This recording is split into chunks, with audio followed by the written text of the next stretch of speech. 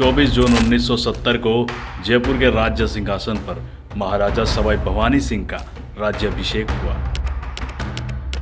जयपुर के महाराजा होने के अलावा महाराजा सवाई भवानी सिंह भारतीय सेना के टिन पैरा कमांडोज के कमांडिंग ऑफिसर थे। टिन पैरा का एस्टेब्लिशमेंट 1967 में हुआ था और डेजर्ट वॉरफेयर में अपनी एक्सपर्टीज के कारण उन्हें डेजर्ट स्कॉर्पियन के नाम से भी जाना जाता है। महाराजा सवाई भवानी सिंह उस परंपरा के उत्तराधिकारी थे जहां मातृभूमि की रक्षा के लिए बलिदान को चुना जाता है। सन 1971 में जब पाकिस्तान सेना ने बांग्लादेश में नरसंहार शुरू किया तो लेफ्टिनेंट कर्नल भवानी सिंह को इस बात का आभास हो गया कि युद्ध की संभावना है और उन्होंने डेजर्ट स्कॉर्पियन की ट्रेनिंग और इंटेंस कर दी। 3 दिसंबर 1971 को जब पाकिस्तान एयरफोर्स ने भारतीय एयरफील्ड्स पर हमला किया तो युद्ध की औपचारिक शुरुआत हो गई। 6 दिसंबर की गहरी रात और 7 दिसंबर में भोर से पहले जब सारा रेगिस्तान ठंड से ठिठुर रहा था तो टिन पैरा कमांडोज का नेतृत्व लेफ्टिनेंट कर्नल सवाई भवानी सिंह ने स्वयं किया। उन्होंने बाड़मेर के समक्ष जो पाकिस्तानी रेगिस्तान है उसमें बिना डिटेक्ट हुए पाकिस्तानी क्षेत्र में प्रवेश कर लिया और तेज गति से अपने टारगेट की ओर बढ़ गए। उनका टारगेट था छाछरों में स्थित पाकिस्तानी रेंजर्स का मुख्यालय। छाछरों इंटरनेशनल बॉर्डर से करीब 80 किलोमीटर दूर था। उस रात को तेज गति से चीरते हुए टिन पैराज ने छाछरों पर ऐसा हमला किया कि इससे पहले पाकिस्तानी रेंजर्स संभलते छाछरों का पाकिस्तानी रेंजर्स का मुख्यालय भारतीय सेना के कब्जे में था। फिर टिन पैराज और पाकिस्तानी सेना के बीच भयंकर संघर्ष हुआ और उसमें 17 पाकिस्तानी सैनिकों को टिन पैराज ने मौत के घाट उतार दिया। उनका अगला लक्ष्य था नागर पारकर। नागर पारकर पाकिस्तान सेना का एक सुरक्षित अड्डा माना जाता था।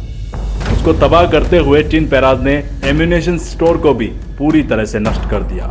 इस पूरे ऑपरेशन को 96 घंटे लगे जिसमें 36 पाकिस्तानी सैनिक मौत के घाट उतार दिए गए और 22 को युद्ध बंदी बना लिया गया। भारतीय सेना की ट्रेनिंग इतनी परफेक्ट थी कि कोई भी भारतीय सैनिक हताहत नहीं हुआ। 96 घंटे के ऑपरेशन में न सिर्फ पाकिस्तान सेना के अड्डों को तबाह किया बल्कि उनके मोराल को भी समाप्त किया। कई जगह तो ऐसा हुआ कि पाकिस्तान सेना संख्यात्मक तौर पर ज्यादा थी पर वे टिन पैराज के सामने लड़ने के बजाय पलायन को उचित समझ रहे थे। अब उन्होंने छाछरों पर पूरी तरह से कब्जा कर लिया था। छाछरों किसी जमाने में जयपुर राजघराने का हिस्सा हुआ करता था। वहां रहने वाले खेमकनी राजपूत मुसलमानों को जब पता चला कि जयपुर के महाराज उनके बीच है तो उन्होंने एक ट्रेडिशनल तरीके से अभिवादन किया, उनका सम्मान किया और खम्मा घनी महाराज का नारा भी लगाया।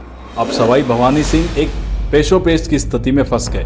उन्होंने अपने एक मित्र को फोन किया और फिर उन्होंने पूछा कि यहाँ मैं एनिमी इन्वेडर के तौर पर आया हूँ पर यहाँ की जनता मेरा स्वागत कर रही है, मेरा अभिवादन कर रही है, तो मुझे क्या करना चाहिए। तो उनके मित्र ने कहा वहां आप एक शासक सा व्यवहार करो और उनको आश्वासन दो कि आप जल्द उनके बीच लौटोगे, उनकी समस्याओं का समाधान भी करोगे। सवाई भवानी सिंह ने वैसा ही किया जैसा उनके मित्र ने कहा था। इस युद्ध के बाद टिन पैराज को बैटल ऑफ ऑनर भी मिला। इसके अलावा 10 कैटेगरी अवार्ड भी मिले जिस पर लेफ्टिनेंट कर्नल सवाई भवानी सिंह का महावीर चक्र भी था जो सेकेंड हाईएस्ट कैटेगरी अवार्ड है। उसके बाद 1975 में लेफ्टिनेंट कर्नल भवानी सिंह ने भारतीय सेना से वॉलेंटियरली रिटायर ले लिया। पर कहते हैं ना कि सैनिक कभी रिटायर नहीं होता।